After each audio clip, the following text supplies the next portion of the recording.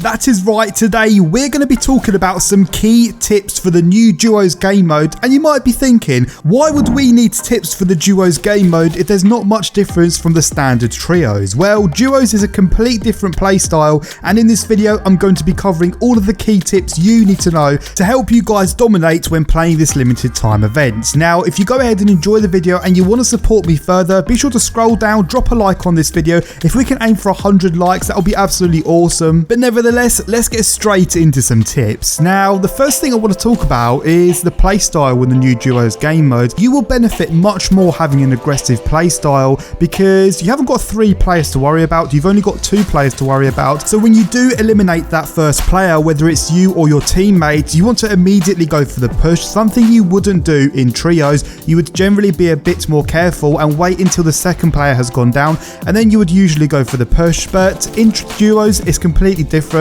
Once that first player has gone down, that is your chance to go for the push, and unlike trios, you haven't got 2 extra people on the defensive side if one player goes down. If you're on the receiving end and your teammate goes down and the 2 enemies are pushing you, it's almost game over and you're almost guaranteed to go out of the game. That's why it's really important to take advantage of players that have gone down, and the only thing you can do if you're on the receiving end and you're being pushed is, number 1, try and escape from the gunfight, or if you can't escape, when you're engaging with them 2 enemies, try and create space and try and keep it as a 1 versus 1. So for example, getting the high ground in unpredictable areas like you saw me get on top of this car is a really good example on creating opportunities. And once you've eliminated that first player, as I said, then it's a 1 versus 1. But what you don't want to be doing is trying to engage with both enemies at the same time. You want to keep trying to run around to cover and keep creating opportunities to down that first player. Once you've done that, then it's a 1 versus 1, and it is much more easier said than done.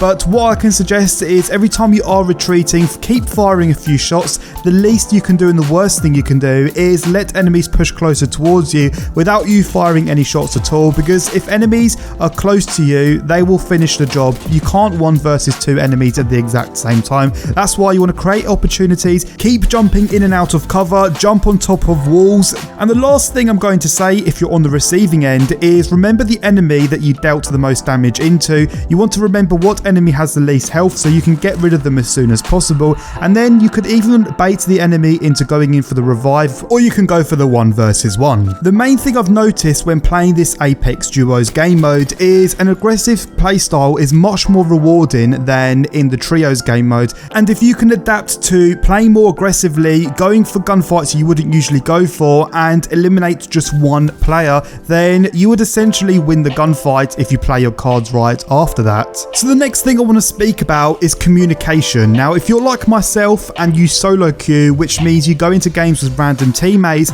then communication in DUOS is actually really good because you're guaranteed to get drawn against another teammate that is also solo queuing. And it's not like trios where a lot of the time you would solo queue, you would come with parties of 2 that would be selfish. They would go around the maps by themselves, they would steal all the loot, they won't revive you. DUOS is completely different, and from my experience so far, my teammates have been playing more like a team. And one thing I will say is don't be afraid to lead the way. Usually in trios, if you would try to lead the way, the other 2 teammates will probably laugh at you and they'll go to their direction.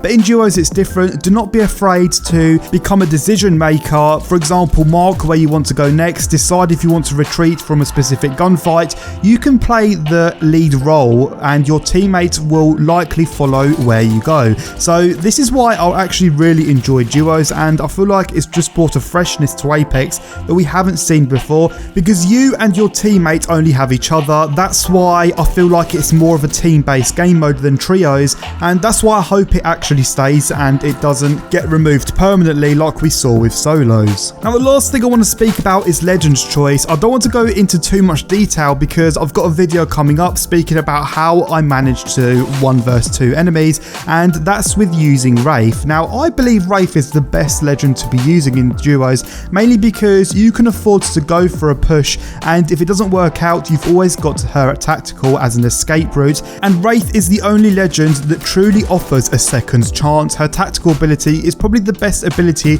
out of every legend we've got in the game, and although Pathfinder can do the same thing, it still lacks slightly in regards that you can still take damage damage and you can still be shot at whilst trying to escape. I believe Wraith is really good for pushing enemies and playing aggressively, but I've actually got a video with a strategy on how I managed to use Wraith effectively in duos, so be sure to stay tuned for that soon. You want to make sure you're picking a legend that is suitable for duos and preferably can affect the way your movement is or the way it interacts in a gunfight. I've personally always rated Wraith and Pathfinder above any other legend purely because of their movement capabilities, and a legend like Crypto just doesn't offer much in duos as only one other person can benefit from the drone. So when you're picking your legend, I would always recommend picking a legend like Wraith or Pathfinder that can really determine the outcome of gunfights purely because of how powerful their abilities are. You need to bear in mind that now in duos there are more teams, there's 30 teams of smaller sizes, there's going to be a larger radius of spread when it comes to enemies,